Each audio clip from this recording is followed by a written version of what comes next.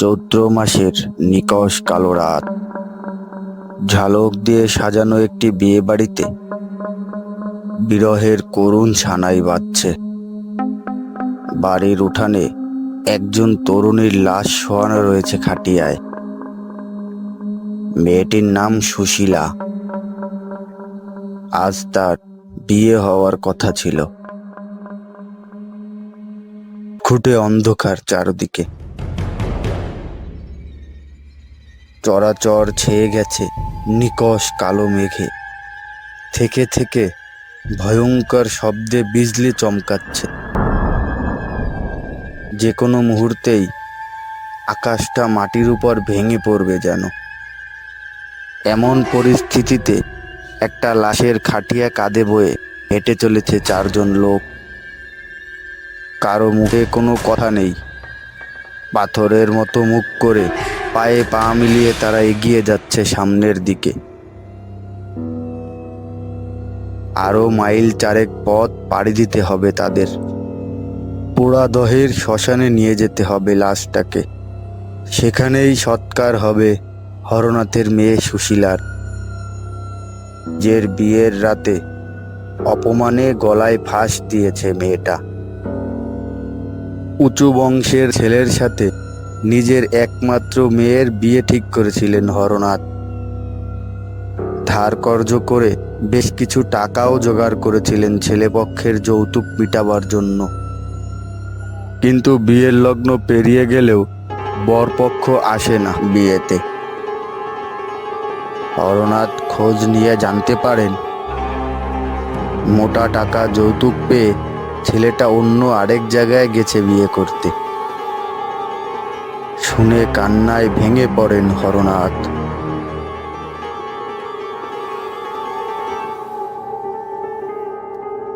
আর অন্যদিকে লগ্ন ভ্রষ্ট হওয়ার অপমান আর কালো হওয়ার অপরাধে হরনাথের মা মরা মেয়ে সুশীলা গলায় দড়ি দেয় নিজের ঘরে।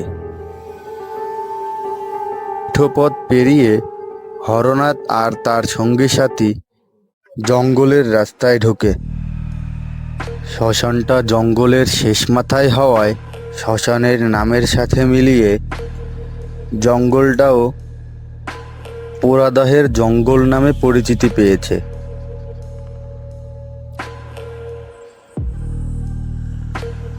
কাকা, একটু জিরাইলমু নাকি? ঘাড় ব্যথা করতেছে। না, এখন জিরান যাইব না। জঙ্গলটার দুর্নাম আছে বহুত। কেমন দুর্নাম কাকা? কথা বাড়াস না, চল। চারজনের লাশবাহী দলটা না থেমে চলতে থাকে। লোকমুখে জঙ্গলটার বেশ দুর্নাম শুনেছে হরনাথ। শুনেছে জঙ্গলটাতে নাকি ভয়ঙ্কর একদল জানোয়ার থাকে। শ্মশানের আধপোড়া মরদেহ আর হাড়গোড় খায় তারা। জঙ্গলের ভিতর মৃতদেহ নিয়ে যাওয়া আত্মীয়দেরও নাকি মাঝে মাঝে আক্রমণ করে তারা। সাবধান হলেও হরনাথ আর তার সঙ্গীদের শেষ রক্ষা হয়নি। তারা টের পায় কারা যেন সন্তর্পণে অনুসরণ করছে তাদের। জঙ্গলের ভিতর গাছের পাতার খসখস আওয়াজ শুনতে পায় তারা। আওয়াজটাও তাদের সাথে সাথে এগিয়ে চলেছে। মাঝে মাঝে ইটের ভাটার মতো গনগনে হলুদ চোখ দেখা দিয়েই মিলিয়ে যায় জঙ্গলের ভিতরে। কাকা, কি যেন একটা দেখলাম গাছের পিছনে। কি কি দেখছোস? আগুনের গোল্লার মতো কার যেন চোখ, পাহাড়ের মতো কালা কালা শরীর। ভাইপো বলবার সাথে সাথে হরনাথও দেখতে পায় তাদের। স্পষ্ট দেখা যায় না তাদের, কিন্তু বোঝা যায় হায়নার মতো দেখতে বিশাল কোনো একটা জন্তু। কুতকুতে চোখগুলো ভাটার মতো জ্বলছে। কাকা, দেখছো? দেখছি, তাকাস না ওইদিকে। এমন জানোয়ারের কথা বাপের জন্মেও তো শুনি নাই কখনো। ওরা জানোয়ার না, পিশাচ। পুরাদহের শ্মশানে থাকে ওরা। তাইলে সুশীলারে কি এই জায়গা দাহ করা উচিত হইব? আমার তো আর উপায় নাই রে বাজান। দেখি ভগবান কি রাখছে আমার কপালে। হরনাথের বাড়ির কাছে একটা ভালো শ্মশান ছিল, কিন্তু অপঘাতে মৃত্যু হওয়া মেয়ের সৎকার করতে অস্বীকার করে শ্মশানের পুরোহিতরা। তাই পুরোদাহের শ্মশানে নিয়ে যাওয়া ছাড়া আর কোনো উপায় ছিল না তার। সেখানে সব ধরনের মৃতদেহের সৎকার হয়। সুশীলার লাশ কাঁধে নিয়ে পুরো দলটা জোর কদমে হাঁটতে থাকে। পুরোদাহের শ্মশান আর বেশি দূরে নয়। ভয়ঙ্কর প্রাণীগুলো হরনাথদের দলের পিছু পিছু এগোচ্ছে। বেশ জোরে বাজ পড়লে দুটো বস্তুকে হরনাথ স্পষ্ট দেখতে পায়। যে কোনো সময় জানোয়ারগুলো ঝাঁপিয়ে পড়তে পারে তাদের উপর। কাকা, এরা তো ঝাঁপায়া পড়বো যে কোনো সময়। সাহস রাখ, শুনছি ভালো মানুষের লাশ খায় না এরা। আমার সুশীলা বড় ভালো মাইয়া আসিল রে। হ্যাঁ রে, নিশ্চয়ই খাইব না এরা। তাইলে হেরা আমগো পিছে পিছে আইতেছে কেন? আমার তো ডর করতেছে কাকা। ডরাস না, ভগবান রে ডাক, ভগবান রে ডাক। ভগবান যদি সবার ভালো করে, তাইলে সুশীলা এমনি মরল কেন? কি দোষ করছিল আমার বোনটা? দেখিস, ভগবান আর বিচার করব।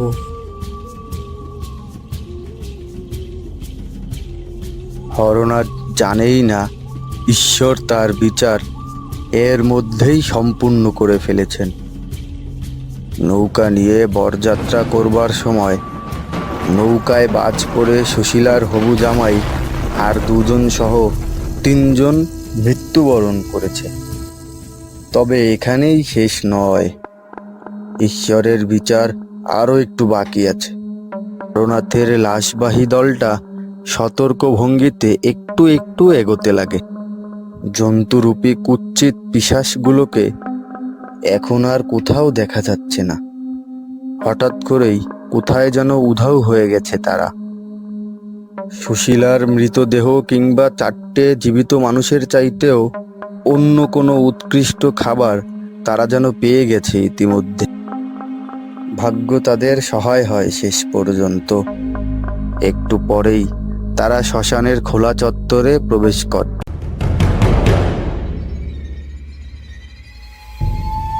দেখে আরো কয়েকটা লাশ শ্মশান চত্বরে রাখা।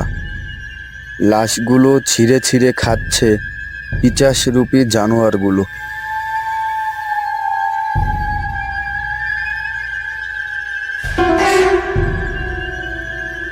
একটা জানোয়ার মুখে করে একটা কাটা মাথা ফেলে রেখে যায় তাদের সামনে। ও ভগবান, এ তো আমার সুশীলার জামাই। কেমনে মরলো এরা? বরযাত্রার নৌকায় বাজ পড়ছে, 3 জন মরছে। অপঘাতে মৃত্যু বইলা এইখানে পুড়তে আনছিল। ওগো, লাশ তো পিশাচে খাইতাছে। নিশ্চয়ই কোনো ঘোরতর অন্যায় করছে এরা। যারা ইহকালে অন্যের ক্ষতি করে, পাপ করে, কেবল তাগর লাশই খায় এই পিশাচেরা। তোমাগো কোনো ভয় নাই, তোমার মাইয়া পূর্ণ আত্মা। যাও, পরে সৎকার করো।